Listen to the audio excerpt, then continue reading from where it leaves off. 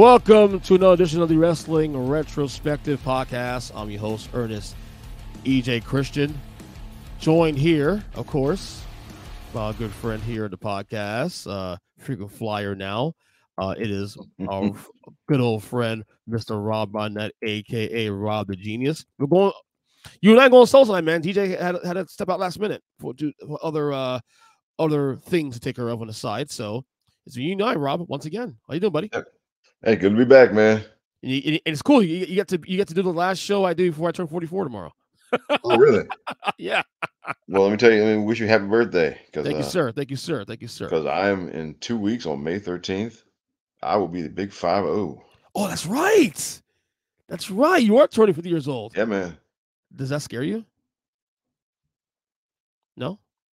Yeah. Oh, I'm sorry. I'm messing with. Sorry. No, I said that's all right. You there? Yeah, I just I turned the volume on my. No, I said, does that scare you? Turn 50? No, not really. I hate that pause. That pause scared. I don't like that pause. That pause wasn't good. Well, I guess because I was just stopping to think because I'm thankful to get here because Amen. a couple of friends of mine from college, we go all the way back then. A couple of them didn't make it this far, so I don't take it for granted. And I'm thankful to make it. We got 2 more weeks. Yes. But Yes. God willing, May 13th, big 50. I am thankful, and I guess there's some people I wish were still here with me to celebrate. Yeah, But of course. other than that, hey, hey, 1 more year. Yep. Absolutely. So tonight we're going to be covering the 1989 Royal Rumble. It was actually the first Rumble on pay-per-view. This was the second Royal Rumble, but the first one, of course, was on USA Network, was on broadcast TV. This place, of course, took place on January 15th, 1989 in Houston, Texas, at the Summit, home of the Houston Rockets, at the time anyway. The attendance here was 19,000 folks, and the tagline was, "No partners, 30 opponents." Rob always asks, I ask again anyway, what were you doing in 1989, January 15th? Were you watching the Rumble at this point? I was 14. I was a few months away from turning 15. I did not watch this one. Right. This was still the point where, okay, I wouldn't order pay-per-views myself. But I had an aunt who would, as to be nice, would order them, and she would tape them for me and send me the tapes. That's a great aunt there. Yeah, that's how that's how I was watching pay-per-view in 1989. And so I saw this one a little bit later than it actually happened. I had my own version of tape delay, I guess you could call it. But this was an interesting time because, well, the first Royal Rumble they did on TV. They did it to basically the fuck Jim Crockett. I remember that.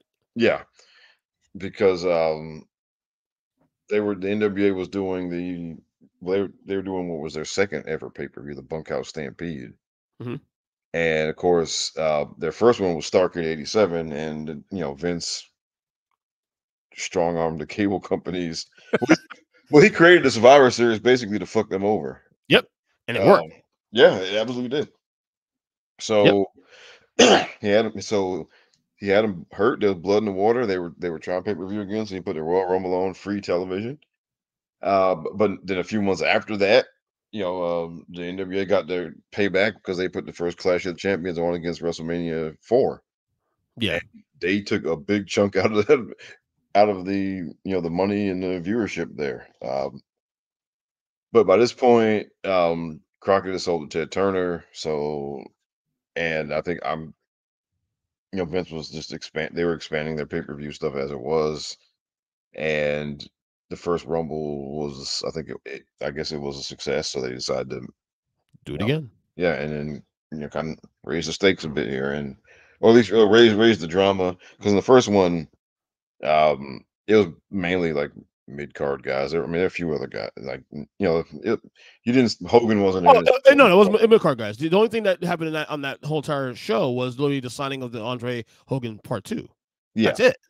and yeah, it was entirely just they did something on free TV to fuck with Crockett.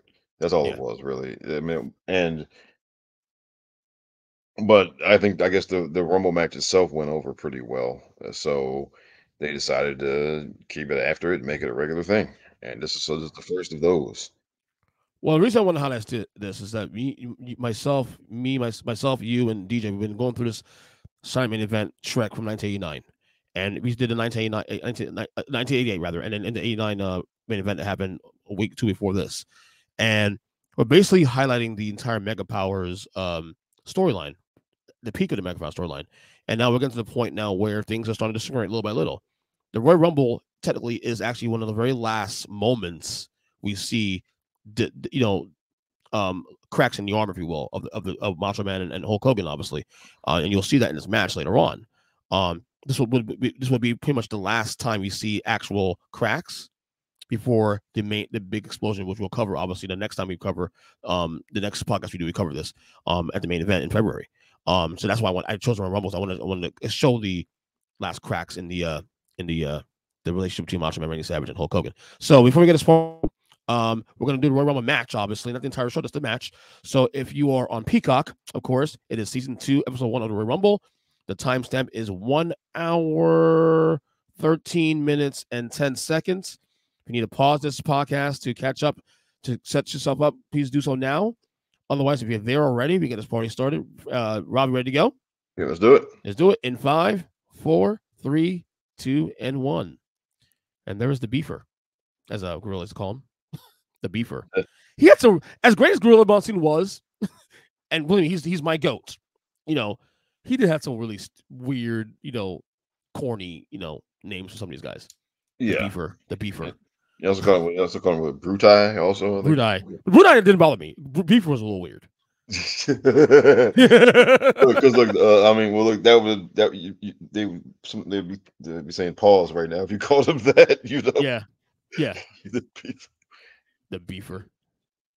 So around this time too, Beefcake is getting a massive push. In fact, he was red hot at this point. He was arguably top 3 or 4 babyface in the company. Well, right now Savage is still, now Savage is going to turn obviously a few weeks later, but you have Hogan, Savage, and one on top of the card. But then you have the Jake Snake Roberts. You have obviously I think he got 4th after Jake. Yeah, I would say that. I would say so. Yeah. But it's Greg Ham Valentine. They're doing the promos here, being to the Rumble. Yeah. I think we said in the podcast last time we were on here, I think, maybe a couple episodes back. Hammer, to me, underrated worker. Oh, yeah. In hindsight, too, he actually ages well, in hindsight. Because have you ever watched the dog collar match he and Piper had? Not WWE, right? It was another promotion? No, it was an NWA. It was a Starrcade '83. No, I need to. I've heard great things about it though. Oh yes, you should. I mean, yes, it was yes. That's on Peacock too, right? I'm saying in a way, obviously Vince owns that. Peacock. So if you that is, if I had to pick one match from Starrcade '83 to tell you to watch, it would be that. And I mean, it was pretty violent, and they were bleeding, and maybe we should cover that one day. Powers of Pain. Can we talk about that real quick? Powers of Pain. To me, I don't know what happened, why Vince did stop the push after Mania 5. I thought they had potential. My guess is they probably just didn't get over it like you thought they would. Because they started in the NWA, feuding with Road Warriors, and then they jumped over to WWF. It's just kind of, I think they were, Demolition was already seen as Road Warrior knockoffs by a lot of people. Your favorite tag team world, by the way. Yep. And then so now you already had Demolition. So so here you have yet another Road Warrior knockoff team. But they were actually better in ring than the Demolition, I would argue. They did all the ground stuff well, and Barbarian could fly as well. Yeah. And they started as babyfaces too, but then that didn't work. Yeah, So they swapped Fuji and put Fuji in with them and from Demolition to them and hope they pushes the heel, and it didn't work either. So Yeah. I thought Power had a potential though. Maybe it's just me. Um, it, it was just weird because they were feuding with the Road Warriors, and that was actually a pretty hot angle they had going. Hmm. And then, they just left right in the middle of it. Hmm. And because they did this thing where they injured, well, because Road Warrior Animal got like really injured, but then they made an angle out of it. Yeah, And so, but yeah, I mean, that was a pretty hot feud they had going, and they just left right in the middle of it. yeah. So it's perfect here. Mr. Perfect is actually pretty much new to the company. He's been here about a couple months at this point now. But he be taking, he was skyrocketed to the moon pretty much this year. 89 is actually arguably one of his best. 89, 90 is arguably his best years. Oh, there's a champ. Yeah, and now, yeah, I mean, it felt like it was kind of weird. No, this was obviously before they started rewarding people with a title shot or whatever. Yeah. Yeah. But it was different to see the world champion in this kind of match because normally they didn't wrestle in battle royals in any company. Right. That was just not a thing that the world champions did. Although Hogan did do that a couple times actually. Remember '87 that main event when they were hyping the Andre thing prior to Andre Hogan meeting in Mania 3. He was in a battle royal with Andre. Oh, and that was strictly. I mean, and that was obviously that was for storyline purposes. Yeah, to hype up the Mania 3 match. Yeah, but normally, like the world champion did not do a whole lot of battle royals, and so it was, and then also, I mean, like because Hogan did that one, Hmm. it was different seeing him in any type of battle royal. I mean, obviously other than that one from that Saturday night's main event, but maybe battle royals are normally like just for mostly mid card guys, and then you might have a couple of one or two of like the top people in there to win the thing, right? But yeah, I mean, battle royals just were not normally stocked with all of your top guys in the company like that. Yeah, you're right. I certainly agree with that. Like his Jesse's hat and a little feather in his hat there. Yeah, Right there, the greatest commentary team in history of pro wrestling. I don't care that what that promotion. yeah that is my this is my number one WWF commentary team right here. And you know who I rate it to also. So people say, "Oh, what about Jim Ross?" No, no, Jim Ross is in the conversation. No one's doubting that. But Gorilla and Gorilla and Jesse, no matter who they work with, whether or not they work together or other folks, they were great. No matter who they work with, you know what I'm saying. Jim Ross also has also the same way too. No matter who he worked with, it was great. Because I don't like Jerry Lawler, and Jerry Lawler was great with Jim Ross. Jerry Lawler and everybody else sucked. I'm sorry, didn't work for me. Yeah. But Now see, I guess for me with JR, yeah, I'd gotten my first taste of him doing NWA commentary. So to me, he was always that first. Um, there's Andre in the Brainbusters. yeah. And now I remember Arn has talked about how this was just like such a weird fit for them. Why being WE in general? Well, no, well, being with Heenan because they always did all their talk. They cut their own promos all the time. They didn't need a manager to talk for them. Right. It's funny how like a lot of these wrestlers that came into the promotion like around this time, especially too, how like they had a certain way of doing things, and then Vince like, well, fuck you, I'm gonna do it my way. Like he'll go out his way to change things up just cause. Like Well, Dusty had a certain way of working, and he's like, no, we're gonna do Dusty this way now. Like, yeah, because with Arn and Tully, like basically they jumped for money and of course, also and well they were also kind of fed up with Dusty as a booker. and then Dusty's back in the go figure Dusty's in the promotion within a few months of this. Yeah, but that's It's so weird. funny how that worked. Yeah, that was just yeah, but they had always cut their own promos. Arn and Tully both were great promo guys. Mhm. So to them, yeah, Arn, spoke on this basically. It was just a weird fit, putting them with because well, I mean, they were with JJ Dillon when they were the Four Horsemen, but JJ would say his piece, but then they were both, you know, didn't need him to cut a promo. Hmm. And so, yeah, I mean, this was, they were kind of boxed in here a little bit. By the way, 1988, 89 Hogan is my favorite Hogan of all time. This is my favorite era Hogan. Hogan got the title in 88 going to 89 is my favorite Hogan of all time. He really is. Like to me, he was edgier. It proved that, he had the title for 4 years and some odd days.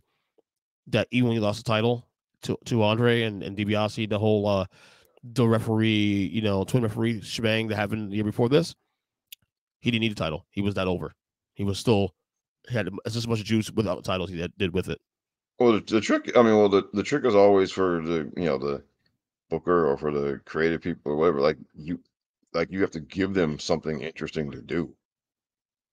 And a lot Yeah, of times with people who are associated with being champion, a lot of times, if they're not, when they're not champion, the creative people only give them like the, you know, most basic stuff to do. And, but, Hogan, I mean, yeah, I mean that when that run where where he was wearing the helmet with the fist on top of it, yeah, and he was just kind of, well, I mean, he wasn't confined, right? yeah. And he was in feuds where he could just go to war against people like Big Boss Man and whatnot. Um, No, you're right. I feel like his real Hollywood edgier persona, even though he's a babyface here, you saw a lot of that through this run. When he had the title, he was much more of a babyface. When he didn't have the title, he was much more of a. You see some heel tactics here and there. If you know what I mean. So there was a summit there. There is home of the used to be home of the Houston Rockets. I think the summit actually got knocked down. I believe. oh, did it? Oh, okay. I think so. I gotta check that out real quick. I'll check it out in a second. But yeah, that's home of the Rockets. Um, yeah, the Rumble. I mean, again, this is one of the big fours of WWE, and that's the Fink. That's the Yeah, Fink. A lot of debate going on about greatest ring announcers history of the company.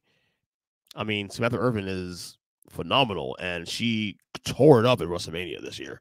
yeah, You were there for night two, and yeah, look, I think I'm a Fink guy number one all time. Samantha Irvin's right. I think is climbing that rank right there. I mean, only thing that makes it harder to give her that right now is this time more about longevity right now, but she's definitely climbing that ladder real fast.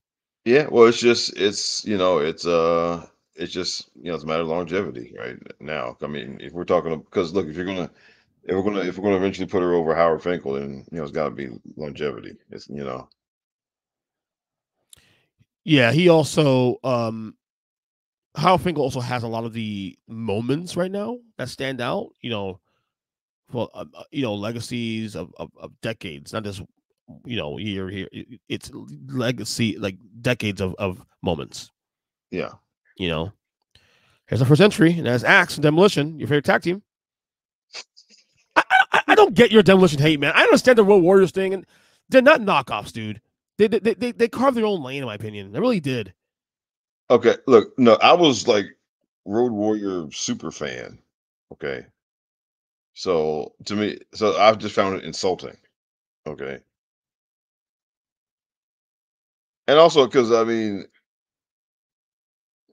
if you had friends who were like only WWE fans and they Yeah. did and they hadn't seen like the actual Road Warriors, then it was like double insulting to hear them, be fans of these guys. Oh, second entry, Smash Demolition. So we're gonna have the tag partners go at it to start up Yeah. the match.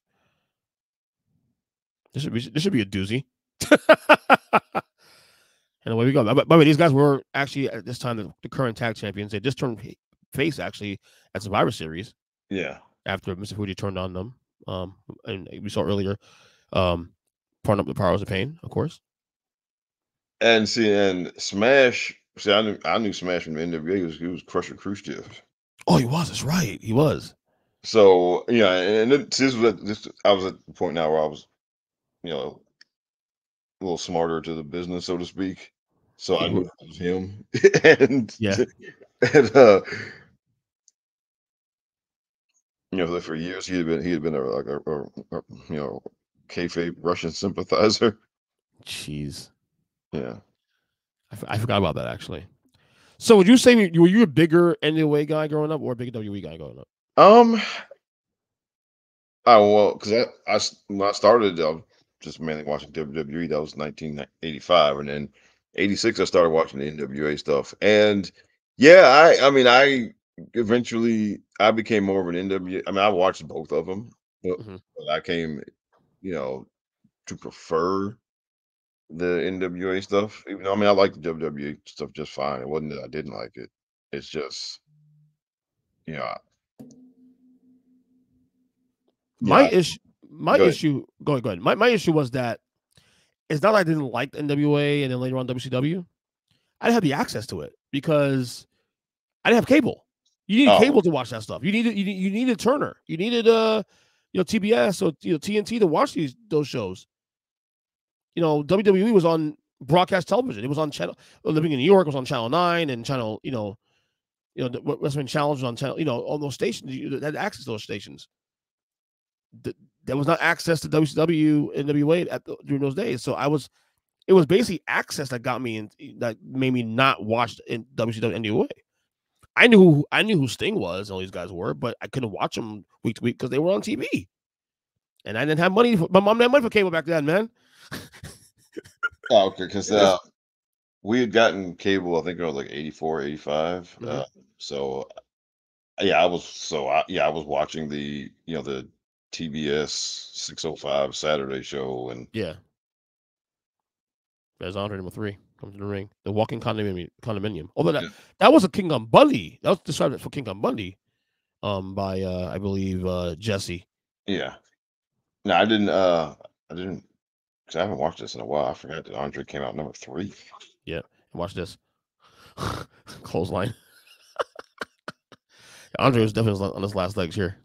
Yeah, and it's man, it's It's had to watch, right? yeah, because like you can really tell when it's like if you go back to the battle royal at WrestleMania 2. Yeah. And he won. I mean, he won that. And at the end of that, he was just like he was huffing and puffing really bad, and he just looked kind of in a bad way. And it's just back then you knew it was like Yeah. that. Okay, and so now I mean, when you look at that, then in hindsight, you understood why they did Hogan Andre the next year because they had to. Yeah.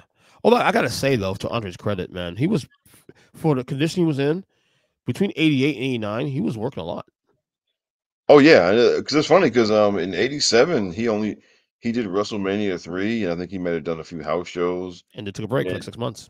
And then yeah, and then he did Survivor Series, and then and then I think he did some house shows after that, but he missed yeah, but then in um 88 and 89, yeah, 89 particularly, he was working pretty regularly. Yeah, he was doing matches with Savage. He was doing work with Hogan. Obviously, he did the Jake feud. He was doing tag matches with DiBiase. You know, he was active. '89 too. Also, same thing. There's Mr. Perfect with his before he goes to the singlet. He Yeah, was in the he's still wearing his yeah. AWA gear. Yeah, he go to singlet probably by the middle of the year. So, did you see potential in Mr. Perfect early on here? Did you see Well, him see, being at some point? I mean, I had seen him in the AWA, and he was AWA World Champion. Yeah, I when he was AWA, like he was a great in ring worker. But when he like, well, it's funny because when he started as AWA World Champion, yeah, it seemed like they were really like they were trying to make something happen with him. hmm, But by the time his title reign was over, he had actually turned into a really good heel yeah, champion, and then he lost that to Jerry Lawler. Uh, um, because he had been a babyface for a long time. He and Scott Hall had been a babyface tag team, and so when they turned him heel, it really did seem like oh well, they're really trying too hard here to make this a thing. right, But by the time, but he basically grew as over his title reign, and then when by the time it ended, he had turned into a really good heel champion. and so then he came here, and I knew he was a great wrestler, but again, I was at the point where where I had gotten a little smart to how things were going. I had kind of I was skeptical that he was gonna that they were gonna figure out something anything to do with him here beyond him just being a great, in ring worker. Yeah. No, I forgot too also that he didn't link with Bobby till like much later. I forget that he Yeah, linked with Bobby after '89. I don't know how they did it. I can remember the storyline how they got to Bobby because remember he was single before by himself for a little while, and then him and the genius like Lanny yeah. Poffo was like. By the way, I love that combo. Him Oh and yeah, yeah, that was I thought it was phenomenal. and that's it. Ronnie Garvin is another this because they just went on an NWA purge because Yeah, I mean because they got Tully and Arn and there's Ronnie Garvin. Um, well, because basically 88 was when Crockett was basically broke, and he had to sell to Ted Turner, correct. and there were a bunch of guys they couldn't just because of they lost basically during that whole process. Tully and Arn, Ronnie Garvin, the Powers of Pain. Um, I would argue, and obviously you don't see it now, but as the year progresses in 1989, that 1989 from a talent perspective, I would put that among one of the greatest like singular talent years in the history of the company, like in terms of oh talent. yeah, And a lot of it also to do with the fact you said, like a lot of guys like Dusty comes by and Brain Busters comes by and Perfect and a lot of guys from other promotions come by. But talent wise, '89 was a phenomenal year of talent in the WWE. oh it was because I mean because they brought in all of those people, Right. and then because there's like Garvin, Kurt Hennig, you know, Is Smash gone? LA. I think he might be, Yeah. but and then who the Big Boss Man had come in '88. Right. Of course. And he's another NWA guy, Yeah. so they had this big influx of people, and then in '88 and then '89, over those 2 years, they had this really big influx of people from what was left, because the territories were all dropping off one at a time, Yeah. and And Vince so plucking people away, plucking people away. yeah, yep, There's good Hammer Valentine now. yep. Drop the hammer. All those guys can't get Andre out of the ring yet. Sad. And Andre fighting them off. They did everything they could to make Andre look like a monster, even as bad as even as slow as he looked here. Yeah. I love that. So is Andre gonna? Oh, look at that! Takes out Garvin. Yeah. Was Garvin a heel in NWA? Um, he, at the end he was because he Okay. turned on Dusty, and this is just how much turmoil was going on. He had turned on Dusty, and it was supposed to be like a big angle, and then like after a month, he just left. He just right Yeah. out because that's how I mean because they were that's how they were losing people because of the Powers of Pain just left in the middle of a feud with Road Warriors, and Mm-hmm. so Garvin left in the middle of what was supposed to be this feud with Dusty, and um, Arn and Tully were feuding with the Midnight Express, and they just left in the middle of it. I mean, they were tag team champions, and they just, so they said, "Hey, we're leaving. We'll drop the belts tonight." Look at Andre's face. Oh my god, scary. Oh god. So yeah, this is a '89 is a very interesting year for me. Like I would say creatively speaking though, um, '89 was a good. It was a solid year. Oh, there's Jake, and this of course is the hot feud between Jake and Andre, Yeah. which is the Well, hottest. because I would argue the hottest after the Mega Powers, the hottest feud of the year. Go ahead, you were saying? because well, '89 because it was kind of like some. It was like they had everything figured out, and it was just everything was just running like a machine. Mm-hmm. So there wasn't, and so the upside was that everything ran pretty smoothly. I mean, the downside was that sometimes when things run too smoothly, you don't have that kind of feeling of spontaneity or. Yeah. And so 89, it kind of felt like things were on cruise control for, a lot. Whereas like 88 was pretty chaotic. Well, no, Hogan for a little while. Macho's the new champion, the first champion in 4 years. Not named Hulk Hogan.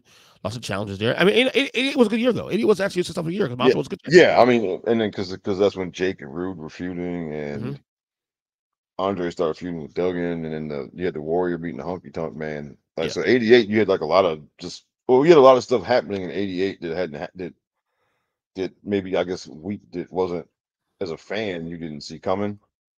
Yeah.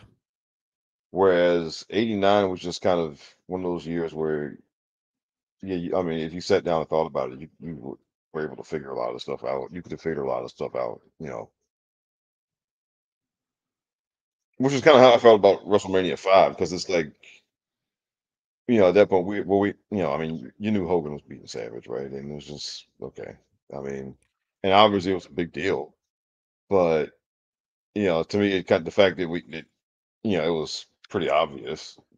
Yeah. It just kind of But took something but out of it for me. I always wondered if we didn't have the way that Vince booked matches back then, because obviously you needed your babyface champion to be babyface to be the champion in the night. You know, today's WWE or more modern WWE, I feel like Savage wins that battle. Um, Would you if you book Savage as the winner in WrestleMania 5 instead of Hogan? How do you run that feud going forward? um, I I don't think you can't. I mean, because no, you definitely could not have done it then. Because what was first? I mean, put us with like they were so skittish about having a heel champion while the WrestleMania 9 thing happened, right? Oh, I agree with that, but could you pull it off into? Well, look, we have Roman Reigns for the last couple of years be champion for both WrestleManias, and Um, as well, the guy. because he was Roman is such a unique case because for all that talk about fans quote unquote rejecting him, he still look I mean most of the fans did not, and he's always been the highest merchandise seller and all this other stuff. So I mean he always had a strong following. It's just there was this very vocal section that didn't want him. And so once you finally figured out a way to get everybody on the same page, because like his super fans like me, we didn't start booing him when he became tribal chief. We kept cheering for him. And you go to the arenas, you can see all the ones up in the air, right? Yeah. So Did you acknowledge your tribal chief at WrestleMania 40, Rob? Did you acknowledge your tribal chief? oh yes, yes. Okay. Because my wife And, does all the time. My wife loves Roman Reigns. She was so and pissed that Cody won. She was so pissed off. I wouldn't because at that point I mean we knew what was It coming. doesn't happen. We all predicted on the preview show. Yeah, but no, but Oh, look, it's HBK. oh now and let me tell you, I did not see it. No one saw this coming. Come on, Rob. No one saw Shawn Michaels. Because You look, know, blonde. look, the only difference between Sean and Marty was the hair color. That's it. I mean, yeah, I mean, This guy with blonde hair in the ring will be called Mr. WrestleMania. yeah, and again, the only there was nothing different between him and Marty except the hair. I Yeah, mean, they're both very talented for the record. That's not an yeah, insult either guy. Both very talented. yeah, it's just if you had to ask, well, which one of these guys would you give a singles push to? The answer would be, I don't know, hell, you know, just like I mean, it's because I mean they really, I mean, if you weren't around, I guess, I mean, if you now obviously you worked there, you know, Mhm. then you can maybe see some differences backstage or whatever. But as a fan, I had no idea. Again, they had different hair color. That was it. Um, I would never have guessed Shawn Michaels would have been a massive single star. nope. But then again, I also back then at 9 years old, I remember I was 8 or 9 at this time. didn't look at the business that same way. I looked at it as what was presented to me, and I just enjoyed it as a fan. I literally I didn't fantasy book this stuff. I didn't look at like someone like you who's already at that point hip to the business. I was not. Well, because like, but well, the difference is like with Brett and Anvil, it was obvious, It was Brett. right? It was obvious that Brett, that yes, Brett was the better of the two, and the But better worker, but I would say Anvil's better than a stick. yeah, yes, he was. But I mean, it's just I mean, you could tell that when they broke Brett out and made him a single, it made sense, right? There wasn't anything weird about it.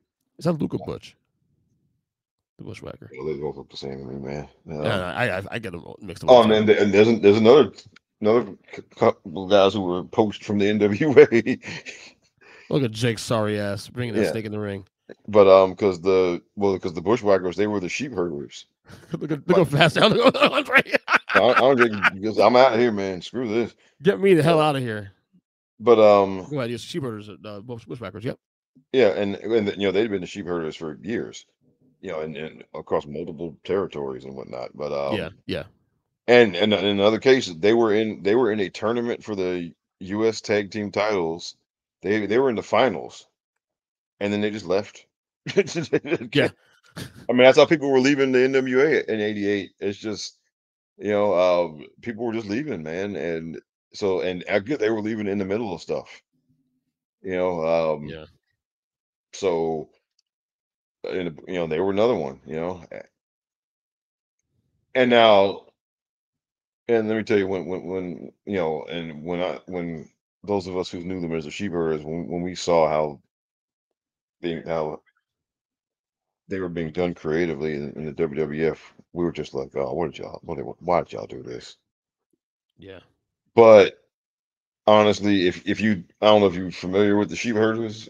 I'm not with their work, but I know who they were. Okay, they could not have been the sheep herders in the WWF because they were violent and They were heels too, right? yeah, they were heels. They were violent. They were bleeding all over the place. They would have like barbed wire matches, and because they had this feud with the Fantastics, and they would just beat the shit out of each other. They were bleeding all over the place and all the time. They couldn't have done that here. So Again, another example of Vince doing something different where, okay, you're one way in the promotion, we're going to go the exact opposite way because I said so. well, because in this case, he had to change. He didn't have to make them silly, like But like they they were were. literally lovable baby faces. Yeah, and that came out, and that was just like really, but I mean, it worked. They got over, They did. They did. They did. and so I mean, because now I mean, people now, it's the cool thing now to just to give Vince shit for everything he came up with, but you know, they couldn't have been the sheep herders like they were. They couldn't have done that in WWF, so they had to do something different, and and so going in the exact opposite direction. Well, it worked because they got over, but in hindsight, I mean, it made sense and it worked. I mean, Yeah. oh man, maybe it didn't make sense, but it worked, It worked. right? In hindsight, it worked, whether it makes sense or not, but it worked. And so ultimately, as crazy as some idea might be, if it works, then it works. I mean, and the Bushwhackers worked; they got over, and Absolutely. they were real popular with kids and everything. So I mean, and this was kind of also like, I mean, again, if you were getting smart to the business around this time, Which you like were at this point. yeah, so it's like when it was kind of known that if somebody went to the WWF, they were not going to be whatever you saw them as before. They just weren't, and By the way, here's a guy here that got screwed. I mean, as we mentioned on one of our old podcasts recently, got screwed by the Bleach Report not being in the top 50. yeah, it's like, oh, Tito Santana, yeah, of like, course. Ridiculous. yeah, Should be ashamed of yourself, Bleach Report. yeah. There's Ron Bass who's just fresh from getting his haircut from Bruce Beefcake like literally 2 weeks before this, Yeah, and see, but and again, this is what you're supposed to do. You're supposed to shave him bald, and he's supposed to walk around bald for and you did know the right way. It's the way you do it. right. And but now, I mean, more recent years, when they've done haircut and things, they haven't done that. But yeah, it's just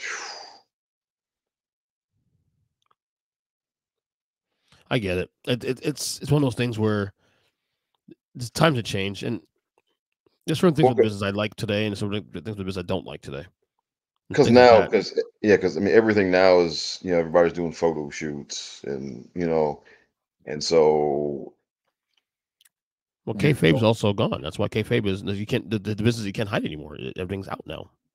yeah, I mean, so look, I'd rather just not do haircutting angles anymore Yeah, might as well. because It makes no sense. they're not, because whoever gets the haircut, they gotta do a photo shoot 2 days later, and so they're gonna go get the hair fixed for Yeah, exactly. that, and then and that just that takes all the steam out of it. Really, I mean,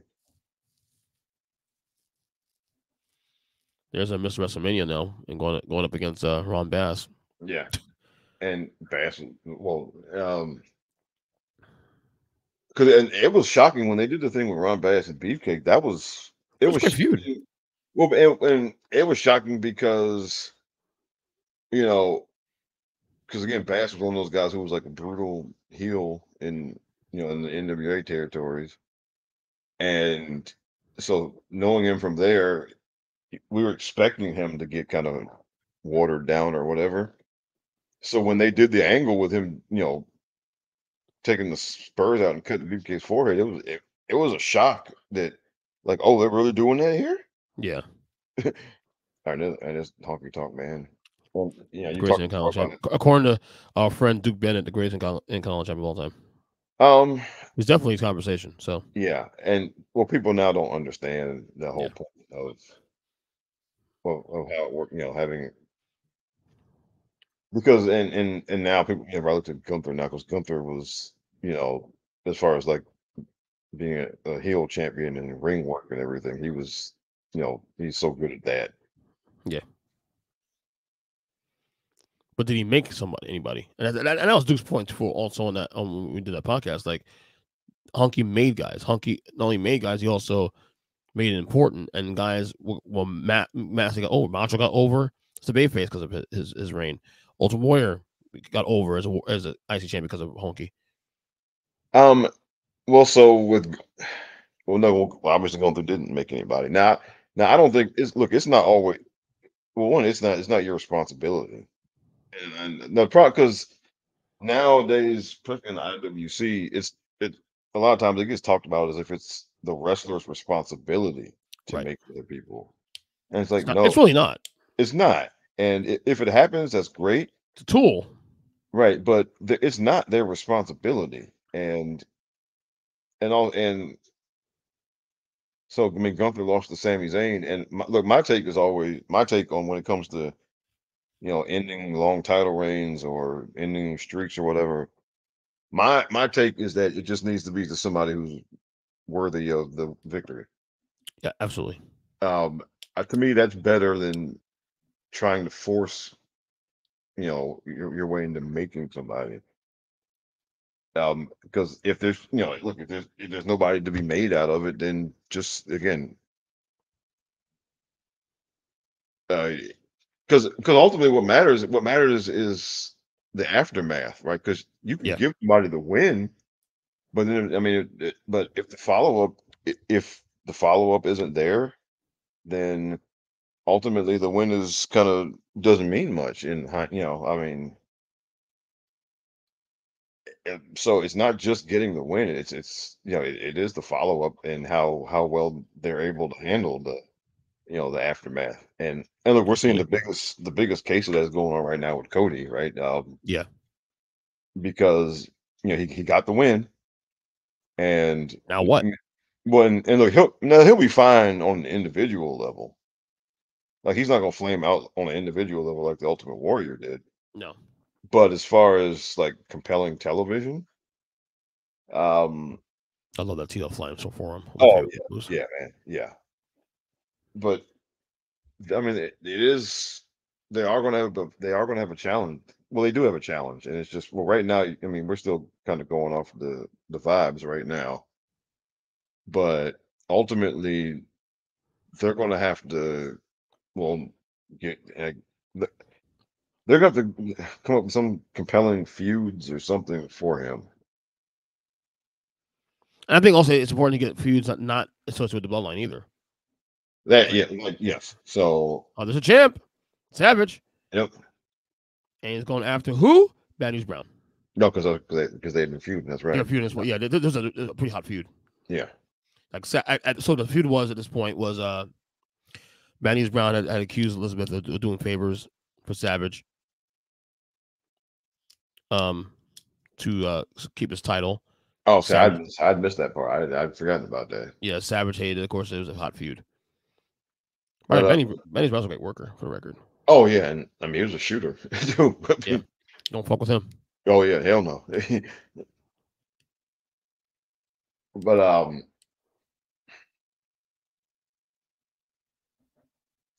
you kind of some people were not happy. Some people wanted then that Chad Gable beat Gunther, Right. so that Chad Gable could be quote unquote made. Um, I don't think he's that guy. I mean, I don't. I mean, I think Who? look, Chad Gable? I mean. I don't think beating Gunther was going to turn him into like a main eventer or something. No, and some people seem to think that, and it's like, well, and that's why they think they should have given him the win. And it's like, I mean,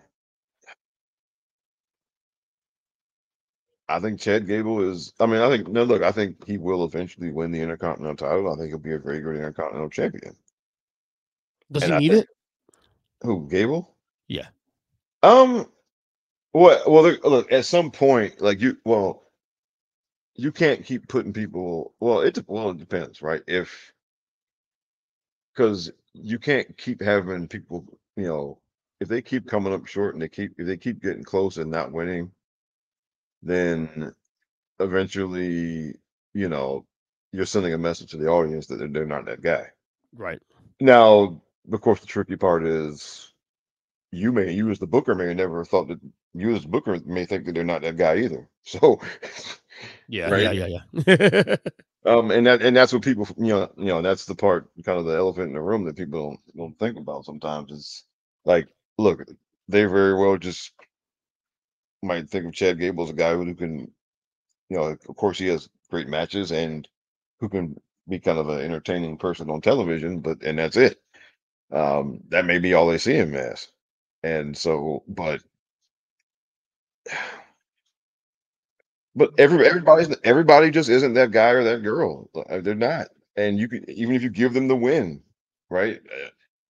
Like prime when they had when okay, Nikki Cross when they had, she cashed in the briefcase on Charlotte and was the Raw Women's Champion, and that was her big chance to be something, Did not work. and then for the next month, basically she looked like a substitute teacher. This is And also why I believe they should have. This is why they should have, in my opinion, I've been saying for years now, they should have a mid card belt for the women. see, I've gone back and forth. Sometimes I feel like they should. Sometimes I feel like they shouldn't. I think now the women's roster is so big now. It's so big, and you have so and because it's so big, there are women who just no, there are women who just don't measure up. They don't measure up to Charlotte and Becky and Rhea and Bianca, right? And not that they aren't good wrestlers or good characters, even, but like they don't measure up, and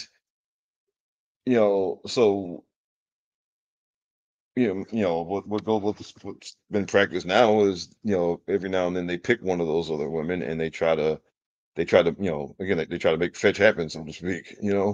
Yeah. Yeah, which is what they did with Nikki when she won the briefcase, right? They thought, and it turned out very quickly that that just wasn't it for her, and now look, once she lost the title back, she's been almost a jobber ever since, Yeah. and and that's I mean just kind of is what it. I mean, so yeah, I mean, So I think circling back around. So no, I don't think that Gable beating Gunther. I think it'd have been a nice moment, but I think within a month or so, would have been like, okay, all right. But I mean, and that's, I mean, well, I mean, and that's, look, that's the danger of, when you give somebody who is, when you try to make somebody into something, and sometimes it works, sometimes it doesn't. And I mean, I've always maintained that the win isn't what, if you need the win to make you, if you need the win to do all of that for you, then you're not, then you're not that guy. I mean, You know what's best example of that though? You see one of those guys in the ring right now, Randy Savage. He's had some big losses. right. Still top 10 guy all time. The Rock has put over many guys, Yeah. And many guys, even yes, Hurricane Helms. yes. And to me, like, the big, when you do get the big win, it should be a certification, not, it should not be, we're giving this person the big win so that you can believe, so that, so that all you guys can see that this person is a main eventer. Um, to me, when it works the best, the win is just a certification that they've already shown you, right? I mean, Right. There's Hulkster. yeah, What number was that? 21, 22, you think? something like, And there's Hogan saving Savage and beating up Perfect. because like, I mean, when Hogan beat Iron Sheik, right? He comes back to the WWF, Mm-hmm. and it's freaking obvious, right? That, well, yeah, he's going to win the world championship, right? Like, they didn't need Iron Sheik to do a job to him to prove to everybody, to prove to all of us that, that he should be the world, that he could be the world champion. When he came back, it was obvious that he should, um, and so, yeah, I mean, if they're going to give you the big, particularly to be the world champion, or to win the big match at WrestleMania or whatever, like, you need to already be that guy before you get it. Yeah. And like, Cody was already that guy, right? Mm-hmm. He showed he was that guy when he came back, and the reaction he got and all of that. Um, It's sustained for 2 years. yeah, and whereas, some people last year were like, well, they're like, when Roman wrestled Sammy in, Montreal, there were some people online that were really pushing hard, and, well, that for them well, this win could make Sammy into a main eventer. I was like, well, no, no, no. If you're at it, it's like, look, my dad used to say, when, if you go to the bank for a loan, you got to show them you don't need the money, so to speak, right? Mm-hmm. Like, if you walk in there, and you tell them that that you need the money, and they're not going to give it to you. Uh, By the way, we are now officially in real time, of course, not this Roman match, but we are officially now at the end of the Vince McMahon era in WWE. Like, obviously, WrestleMania 40 was definitely an inflection point. It was made in rhetoric and in words by Triple H and Stephanie McMahon, all this stuff. And then we saw her the news this weekend that basically the remaining shares of Vince, I think he had 4.7% of shares left to sell, and he's yeah. either sold it or will be selling those shares, which makes him officially no longer even a part of the Endeavor um, team. Um, your thoughts on all that? Um, that's funny, because this is one of my, like, bones of contention with some people in the IWC, because they keep moving the date when it became the Triple H era, right? And Yeah, the way I look at it is, Triple H era started once he started taking credit for stuff. yeah, Okay, I yeah. mean, and that was, he took over in August of 2022, and that's when he started taking credit for things when they went right. Mm-hmm. So that's when it started. So whatever issues you had with stuff between then and today, you should have directed at him and not at the old man, because, again, to me, look, when you start taking the paycheck, It's your job. Okay. Yeah. And he started taking credit when he started taking credit immediately when he started became head of creative. So now officially, yeah, Vince is gone. And there's a thing that kind of irritates me, and that is it feels to me like a lot of people are trying to kind of absolve themselves of their own sins in regard to Vince McMahon. And what I mean by that is, again, if you're in the IWC in particular, Hmm. if you're if you've been all smart to the business or which again, if you're in the people we talk to on Twitter and all of that, people who do these podcasts and all these things, a lot of these folks have been fans since the Attitude Era, and okay, and they know that Vince was the owner. They knew that Vince was a weird dude, Hmm. and just judging by what he put on television, you could tell he definitely had some weird, you know, kind of Fetishes. fetishes, yes, and all of that, and and then and also he's very tone deaf on matters of race and gender and Oh, all of these well, things, question. right? So it's like we knew all of these things, and we continued to give him our money for 20 years, right? Yep. And usually when somebody has some weird fetishes that they show in public, Believe him. there's usually some behavior attached to it. I did say though, Rob. I recorded a podcast today on the Retrospective podcast, solo episode, and I discussed Vince McMahon, and I discussed the end of this era officially, him being not being involved after 40 something years. And I'll admit, it's in a sense for me as a person who's been watching this product for almost 40 years, it felt a little bittersweet. Like and you can separate the two easily. Like I acknowledge he's a complete asshole and not a good guy and all that stuff. I acknowledge that, but he's also someone that helped shape not just my childhood, but now I'm still enjoying this stuff in my adult years, into my mid 40s now, and I'm thankful for him. When I watch him on TV, for example, I watch him on TV. It's like okay, I'm that kid again. The same Hulk Hogan, Terry Bollea, same thing. Like I can separate the two. Now Hulk Hogan is a racist prick, but Hulk Hogan the character, I go back to that 8, 9-year-old kid watching Royal Rumble 1989, and it's in that sense it's real sweet for me.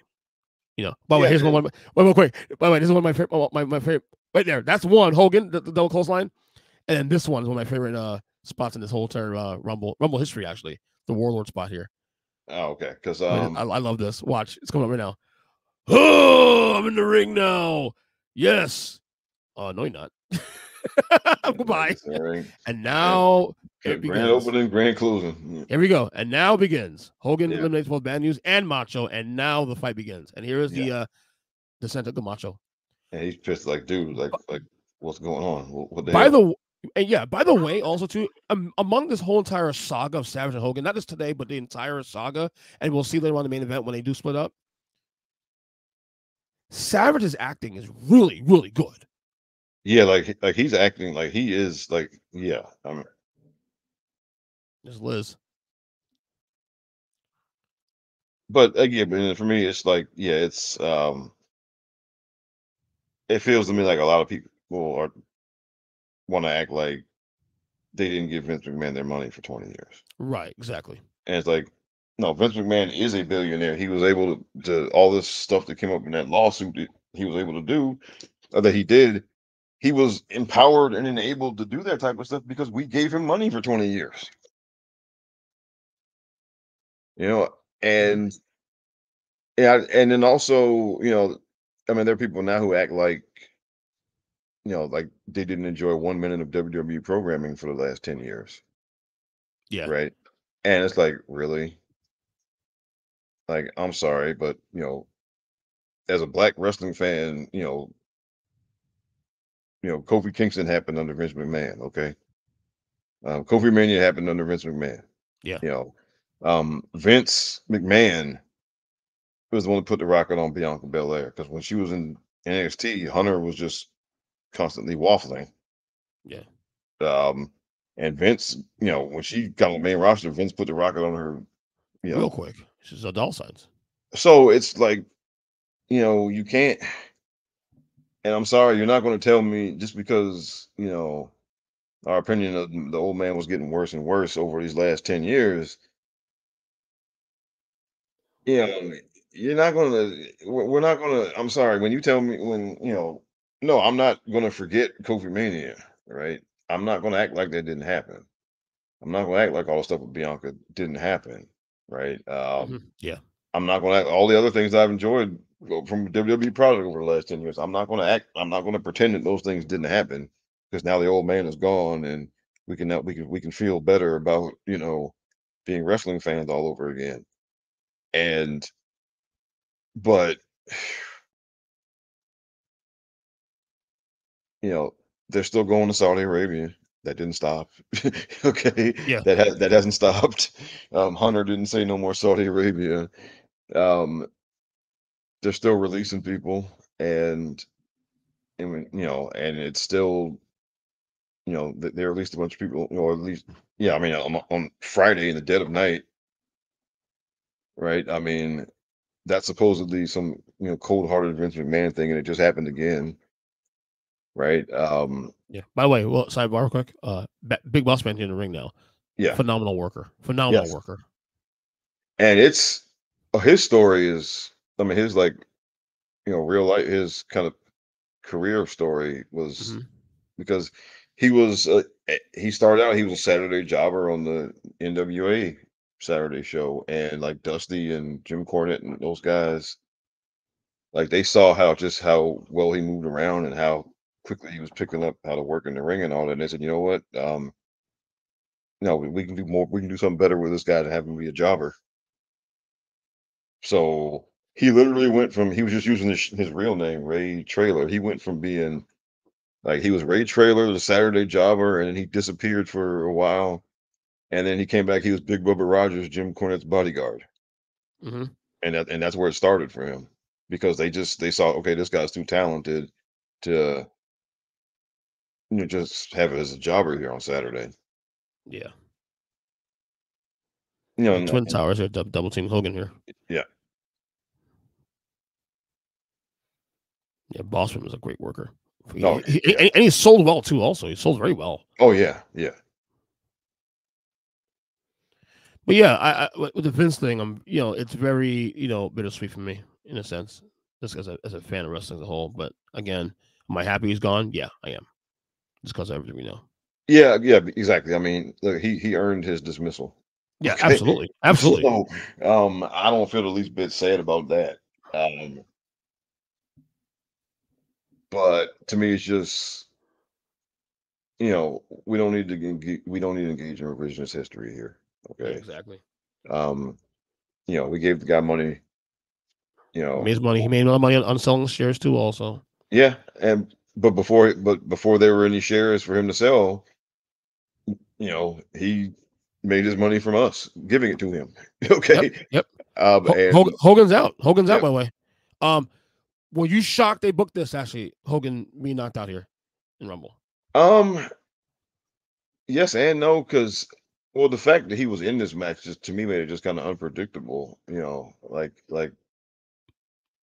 well, because like him and Savage both being in it was just kind of like, okay, well, how, you know, well, one of them has to lose, or one of them, if one of them can't win without the other one getting thrown out. Well, how's that going to work, right? And Yeah, so I wasn't sure how it was going to play out. he's beefer. Yeah, Hogan's a dick. He did the same thing to Sid Justice in '92. Pulled the yeah, guy out of the ring after. yeah. Hogan had so many heel tendencies that he got away with because he was Hulk Hogan. Well, it's funny because like a lot of those, I Watch it, mean, watch it, watch it. Wait, wait, wait. oh, pull it, That's the worst one. yeah, and because it wasn't uncommon for like baby faces in the '80s to color outside the lines a little bit, Yeah, and because I mean Jerry Lawler in Memphis, I mean he wouldn't initiate cheating or whatever, but he would return the favor. yeah, Dusty would do the same thing, right? This is a hot feud. But Boston Hogan was a really hot Oh feud. yeah, yeah. I would argue this was probably Hogan's best, definitely top two non-title feud in his entire WF run. I mean, him and Earthquakes was another one, but I think this one's that's up there. I think this might be. I think this might be number one for me because You want Earthquake and Hogan? well, because at that point, man, I see. I'd already seen that with Hogan and King Kong Bundy. They almost did the almost exact same thing. Yeah, The way he was attacked and injured and didn't know if he was going to come back, and so I'd already seen that. I think So also the Bossman feud also merged with Savage and Akeem and of yeah. course with the Mega Powers and their all situations. So it kind of did all of that. Oh, there's a Oh no, this is an example of Vince ruining somebody. on Okay, purpose too. I mean, and it's just, I mean, he never, Never he, stood a chance. And the yeah, worst part is that Bruce Pritchard on his podcast actually defends this shit. Like, he stop. does. All the time. It's like, Well, he defends everything, but I'm not surprised. But yeah, what was his defense of the Red Rooster? just that he came to it negative. Like, motherfucker, there's no way hell anyone with the Red Rooster gimmick will actually work. Even 1989 would never work. Hell no. It's I a mean, joke, dude. and Terry Taylor was one of the better in ring workers in the in the country at that time, Mm-hmm. and yeah, I mean, I'm sure. Yeah, and you're going to turn him into Red Rooster. I mean, yeah, I mean, it was. Oh man, yeah, that was just bad.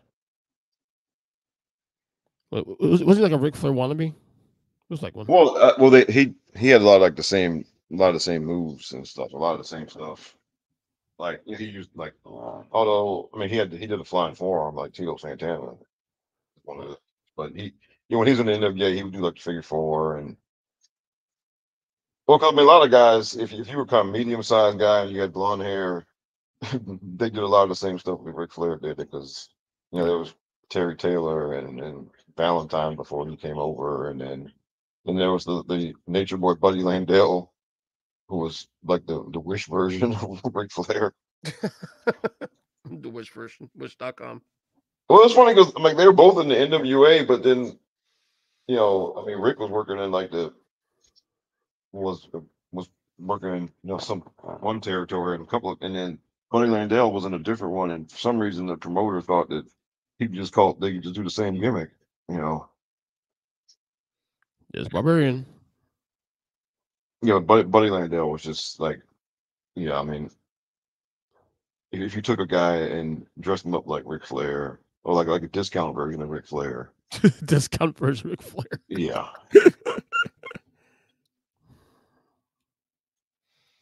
Said again, I maintain Powers of Pain would have worked in a different era. Yeah, I mean, well, because like the authors of Pain are kind of similar to them. Yeah. I mean, well, look, there's always room for big jack muscle tag team.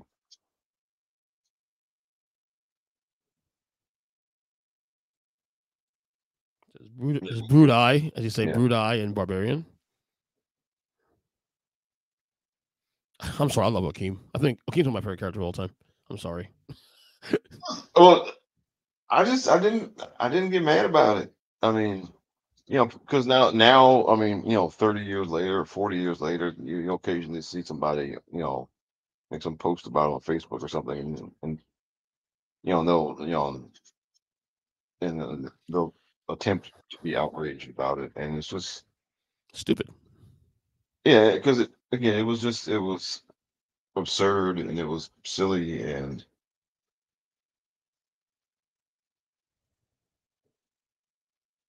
then also, I mean, like, he did like the little funky dance moves and stuff in the ring, but I'll tell you what, that character though has given him longevity. 30 some years later, people remember this character fondly. They because make fun of it, but it's comedy. and right, because I mean, the one man gang was just he was a big guy who wore a motorcycle jacket, But right? why did that not work? I don't understand that. Well, I mean, it because the problem is, well, 'cause we'd already seen again, like we seen Hogan feud with King Kong Bundy. we saw Hogan, and he came in after WrestleMania 3. He did. He came in the summer. So he was. I mean, we had already seen Hogan slam the biggest of the big people. So here's the one man gang. He's not quite as big as Andre, right? And it's the same type of in ring work or whatever. But we saw Hogan slam the biggest giant, and we saw him beat the biggest giant already. And at that point, Hogan had beaten. So he'd beaten Andre, he'd beaten King Kong Bundy, he'd beaten Big John Studd.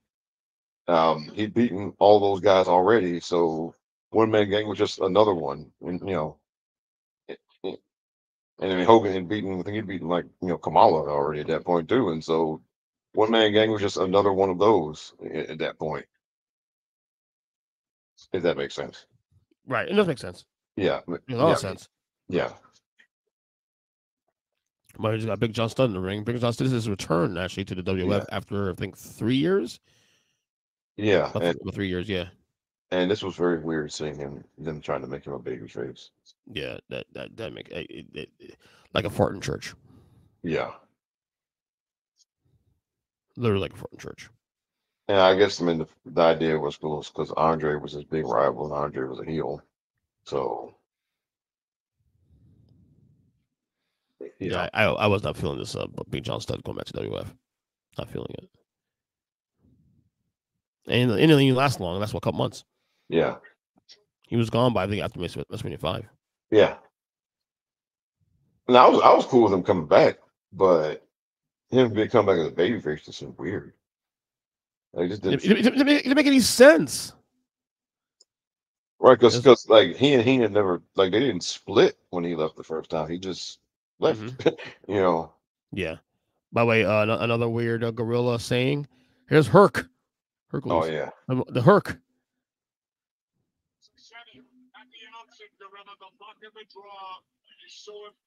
Luck of the draw.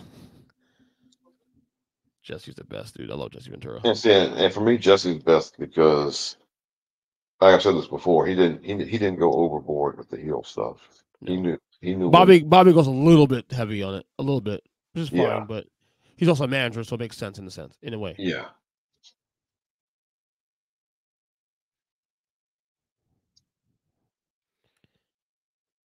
Yeah, the Hercules, Terry Taylor here now. I think we're down to one more guy.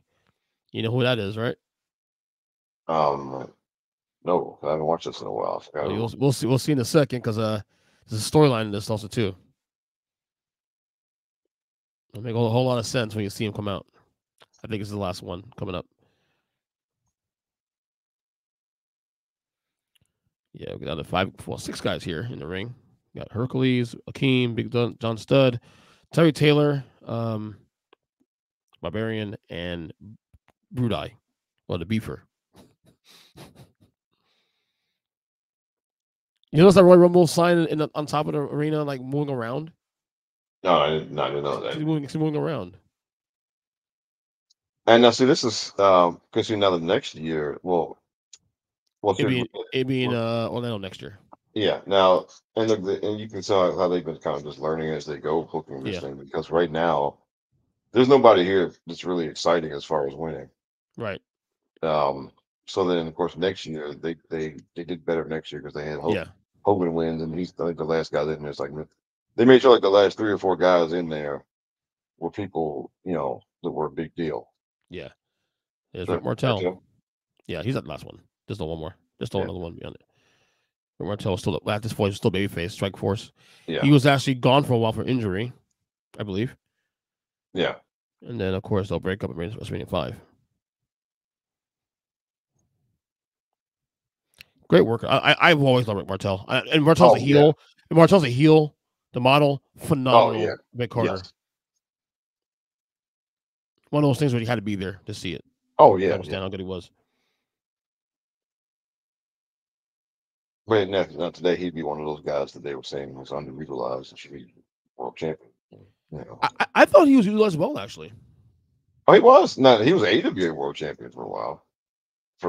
I don't know. Well, in that era, I don't think I see him as a world champion. I mean, maybe now in hindsight, because the way they booked things back then, there was only a few guys that Vince even considered It was the Right. Hogans, the Because Savages, the Warriors, and those. well, And that's it. because yeah, well, because back then when you were world champion, you were you didn't just have it for 6 months. You were expected to just Carry for at least a year.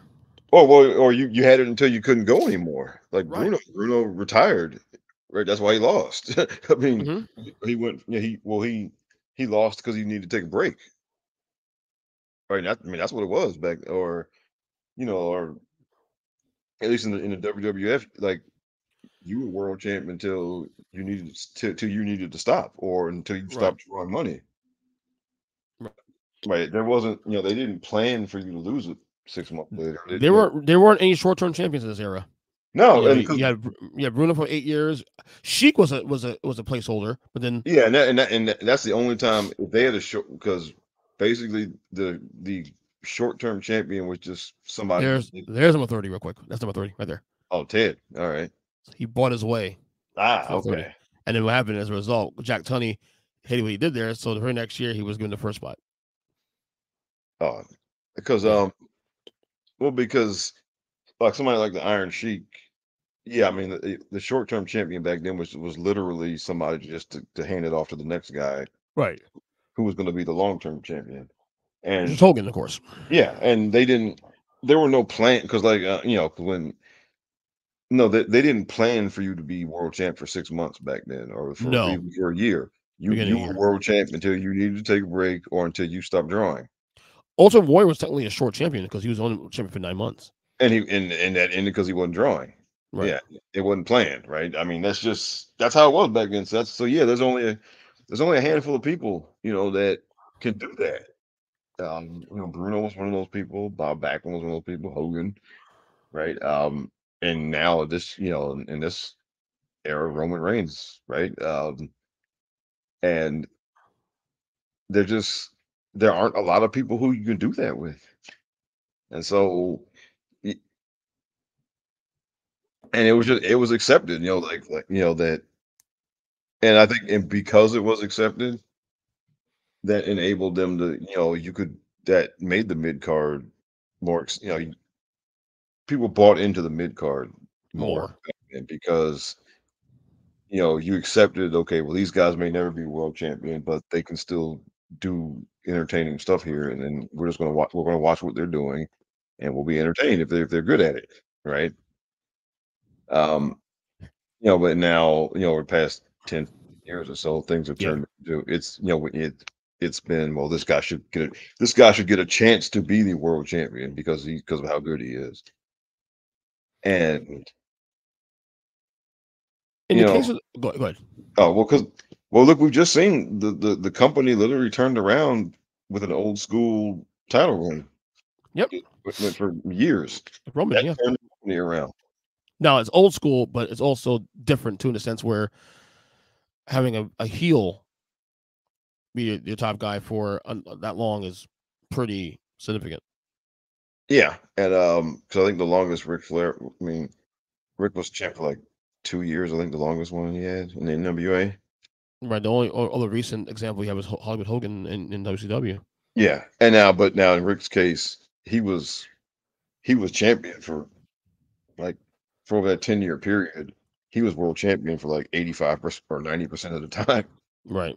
It's just in his case, because he was a heel champion, he would occasionally, you lose to somebody to give people hope, right? And then he would win it back.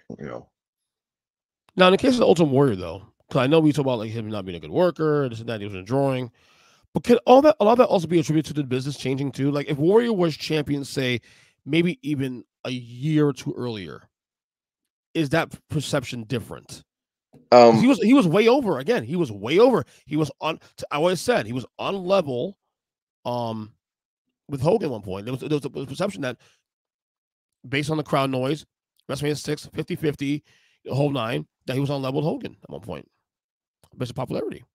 I think honestly, his deficiencies as a worker and a performer would have eventually done him in regardless. Hmm. Okay. I think I c- I'm not independent warrior. You oh know this, right? I'm not a warrior guy. I was never then. I mean, I'm sure not now. But that run also coincided with the WWE starting to fall in ratings. At that point, people like you are starting to like not watch as much. Well, By and 90, well, because the business was starting, the yeah, entire to turn. business was starting to falter at And I that can't point. and I can't say it's Warrior's fault for that, but certainly his strain didn't help it. Yeah, and I think, yeah, him, his deficiencies, as a worker, performer, kind of exacerbated, Yeah, what yeah, was already going on. right, So I think, yeah, yeah, honestly, I think it would have gotten the better of him, eventually. Maybe maybe if it happened a few years earlier, it would have maybe he would have gotten a longer rope in like 1986 or something. But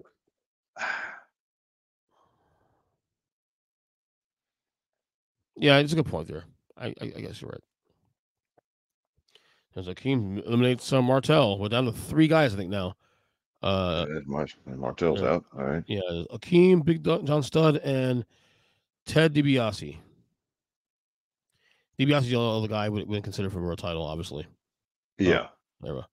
Phenomenal And I work. think now if you want to pick somebody who they could have had gotten a heel run as champion out of, I think you could have gotten a year out of Ted Yeah, just with that character and but of course, absolutely.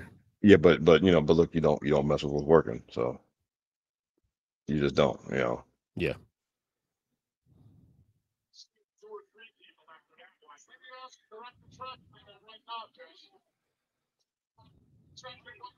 yeah. That's one thing I say was changed in Royal Rumble in recent years. Like, I mean, DiBiase is he's not so much DiBiase, but these other two guys, Stud and Akeem, in the future Rumbles, the guys like those wouldn't be this far in the Rumble. They have more compelling Y- characters toward the end. Yeah. That's a great point. I think you start seeing that in 1990. Oh yeah, yeah. We'll cover that on the road, probably next year when we do the Rumbles marathons. There's ooh, look at that. DiBiase got caught. Akeem trying to help DiBiase, and that's a weird clothesline. There's a tap in the back. He falls out. Oh yeah, that's Oh that's my not good. god. Yeah. No, that's bad. The highlight of the show really was not besides the Rumble, of course, was the super pose down between a Warrior and Rick Rude. I'll say, man, Rick Rude, man, had some phenomenal in just 3 years in the company, Yeah. phenomenal feuds with Yes. Jake, with Orndorff. Remember Orndorff feud early on? Oh yeah. Um, with Warrior, Piper, you name it. And there's DiBiase right to the eye. Nope. Stunt said, nope, caught you. Yeah. I was never a stud guy. Never really a stud guy. I mean, to be honest with you, even his heyday was I don't really care for wrestling before '86 anyway. So much of his work is not really something I really gravitate to. But this stuff certainly didn't really make me much of a fan, honestly.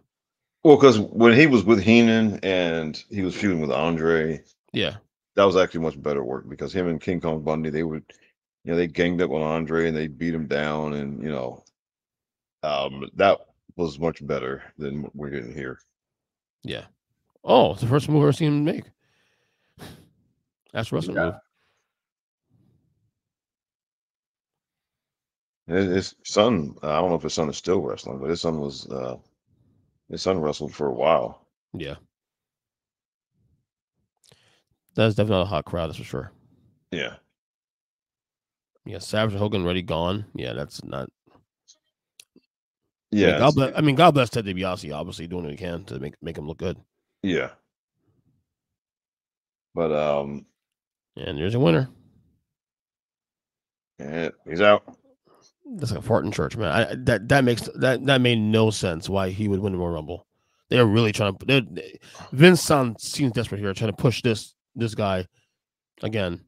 Yeah, again, because I think, well, again, at this point, they still hadn't, come up with the mission. for what this match was supposed to be. Right. Yeah. So, Even though this is a good Rumble, I would say the first real great Rumble, start to finish, was 1990. oh yeah, I mean, because I watched that about a year or two ago, and just yeah, oh yeah, that was the first one where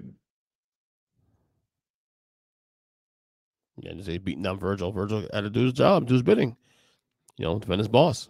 yeah, and And he's it's like, and again, and Virgil's another one that like you know, okay, over the past 10 years, I saw people online, outraged about him, and seeing people outraged about it, I was just like, well, what's the problem? about what? Yeah.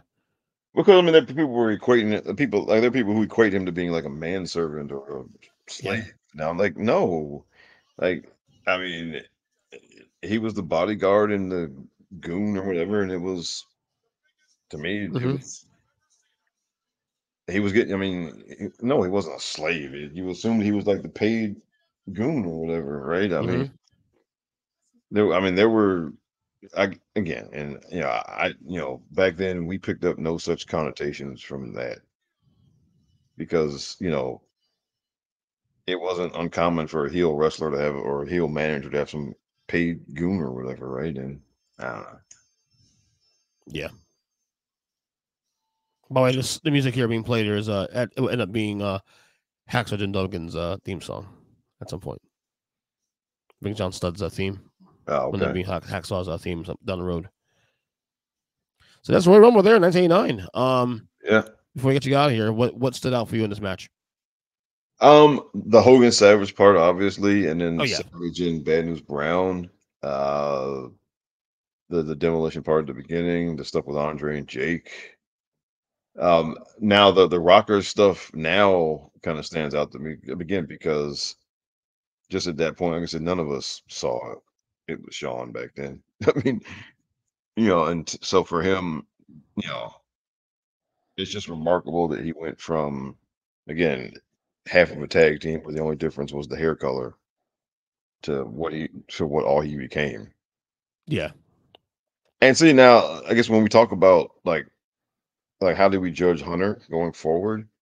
Yeah. For me, it's going to be stuff like that, right? It's not going to be like okay, he's shown that he can make the trains run on time, Right. but for me, it's going to be pulling that stuff out that nobody was calling. Mm-hmm. Right? Nobody had it, nobody was calling, taking Mark Calloway and turning him into the Undertaker. Nobody No. was calling No. that, right? That came from one place and one place only, right? And it only made sense to one. It only made sense to one person at the time, right? Well, according to Hulk Hogan, he discovered Undertaker. Ah, good grief. God, Yeah, but ridiculous. yeah. I mean, so it's gonna be stuff like that, right? That he's going to, ultimately he's gonna be judged on what type of stuff he pulls out Right. that nobody was thinking about but him, or finding something in somebody that nobody was seeing, right? And like with Dusty came up with the war games, right? And a bunch of other different concepts, right? That he came up, and so um, to me, that's ultimately what he should be judged on, right? Right. Because yes, he can make the trains run on time, and that I mean, and that look that's important, obviously, right? But he's got to, like who's he going to create, right? Who's he going to pick out and say, okay, these folks are teaming together. Have these folks have been a tag team, but this one guy could be really something special, right? Yeah. So who's he going to pull out and do that with? I mean, because look, I mean, bringing CM Punk back is a no brainer, right? I mean, Yeah. I mean, stuff like that is no. I'm sorry. That's I mean, yeah. I mean, Yeah, exactly. I'm with you. there's no expert. There was no wisdom or expertise in bringing CM Punk back when he was Absolutely, yeah. available. Hmm. Hmm. You know, and or if The Rock is available to work. I'm sorry. There's nothing special about Yeah, your it's slam insight. dunks. Yeah, it's like Right. common sense, right? Yeah, Right. So to me, what's he going to come up with that only makes sense to him, or that he's the only one that can see it, but then ultimately it turns into something big, right? yeah.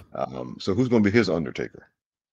Who's going, you know, who's going to be his Ted DiBiase, the $1 Million Man? I think the easy favorite is Gunther. Really. But even then, I mean, okay, so I would say with Gunther, all right, so he took Gunther was somebody who Vince probably would have lost patience with because Gunther was kind of like you have to sit with it with him and let things breathe, and so Vince probably would have lost patience with him, Yeah. but it's not like nobody saw it, and like we all saw it with like everybody who had seen Gunther on the Indies knew how good he was. It wasn't like you know So I mean, I'll give Hunter credit for having patience to let it play out and to let it breathe and to feed him properly so that he could become what he is now. But it's not like he didn't find Gunther on the street somewhere and say, "Hey, I'm going to make you into a star," right? Right. Right. Whereas I mean, Mark Calloway was, he was green and he had potential, but he hadn't really shown anything that said he was going to be like a huge star or anything, right? I mean, and Ted DiBiase hadn't shown that he could play a character like the $1 Million Man, right? He hadn't, um, or starting with the Undertaker and then incorporating Kane into the picture, right? Right. Or deciding that you know what it that deciding on Brock Lesnar to break the streak, right? That's something that to this day people are still pissed about, and they think, well, it shouldn't have been him, it shouldn't have been him, but you see what Brock did with it after he got it. We're gonna do a roundtable on that one day on that one subject. Okay, okay, I want because that is something you know. Even though I wasn't watching in real time, I knew it was the right move. I mean, yeah, Yeah. to me, it's people, and again, everybody was shocked when it happened. Yeah. But in hindsight, if you look at what the run Brock went on after that, then nobody else was going to do that. Right. And then the name I hear most people say, well, it should have been Bray Wyatt. Bray Wyatt would not have done that. Bray Wyatt would not have gone on that run after ending the streak that the way Brock Lesnar did. No. Right. No, I'm with you. Anyway, Rob, that was Yeah. awesome. Excellent watch along. We'll be back, obviously, with more watch alongs pertaining to this storyline of Mega Powers. Anything got to plug? Well, as always, every week you can catch us on the Mindless Wrestling Podcast, me, DJ, and Jason. Mm-hmm. Um, and every couple of weeks you can catch me on the Rob the Genius podcast, and of course, you can hear me here with you pretty frequently now. Um, so those are all the places. You can hear me regularly. I listened to this podcast too while you were like, apparently you had a couple adventures in WrestleMania. A couple what was it with a was it Uber? Was it again? It was a well no, it was a DoorDash or Uber Eats what it was. We put the wrong address in there, I think it was. Oh man, yeah. Jesus. Well, hey, when I was in Philadelphia, yeah, because I was just trying to get something to eat, and I typed in like the hotel was like 6128 or something. I think I Yeah. typed in like 6218. Were you half asleep? Well, no, I just typed it in wrong. I said, Don't tell Duke that because he'll use that against you one day. and so I got the little message saying it had been delivered, and I was like, well, it's not here. And then like the picture, the guy texted the picture of like this house somewhere in Philadelphia. Yeah, born and raised. And That's then I funny. looked at the thing and I was like, oh shit, I typed the 2 into 1 backwards. I was on lunch for this episode. Like, what are you doing? What happened? What? Like, oh my god. Yeah. I've been living to myself though. But anyway, Rob, great job as always. We'll have him back on soon, obviously, for another watch along, another discussion point, whatever it may be. So we got a lot to talk about Oh yeah. in the weeks to come. Good job, man. Thanks. Always a pleasure.